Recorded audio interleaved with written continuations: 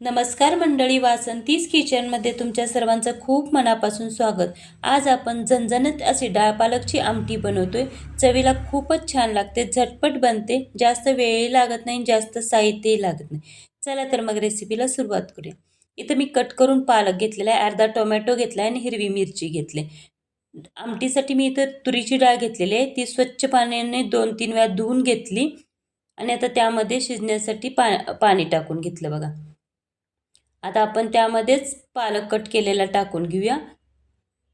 मी इथं तुरीची डाळ घेतलेली आहे, तर तुम्ही इथं मुगाची मसुराची डाळ ती आमटी करू शकता. कट केलेला टोमॅटो टाकून घ्यायचा आणि हिरवी मिरची पण टाकून घ्यायची. त्यामध्येच मी अर्धा चमचा हळद टाकलेले आणि कुकरमध्ये त्याला आता आपण शिजवून घेऊया. 3 शिट्ट्या करून ही डाळ शिजवून घ्यायची. तर तुम्ही इथं बघू शकता, छान अशी आपली डाळ शिजलेली आहे, मऊसर घट्टसर. अशा पद्धतीनं आपल्याला डाळ शिजवून घ्यायची. 3 शिट्ट्यामध्ये शिजते बघा अशी मऊसर आपली डाळ. आता आपल्या या डाळीची आमटी बनवूया. कढईमध्ये तेल गरम करून घेतलं, जिरे मोहरीची फोडणी केली. जिरे मोहरी तडतडल्यानंतर त्यामध्ये आलं लसूण चेचून टाकलं. आता त्यामध्येच मी तिखट टाकलेलं आहे.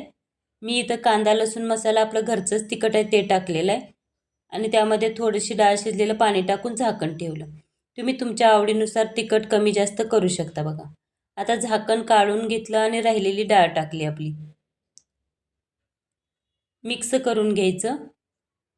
तुम्हाला जितपत पातळ किंवा दाटसर ठेवायचं आहे त्या पद्धतीनं तुम्ही पाणी टाकून आमटी आपली वाढवू शकता किंवा तेवढंच मग ठेवून घट्टसर असं करू शकता.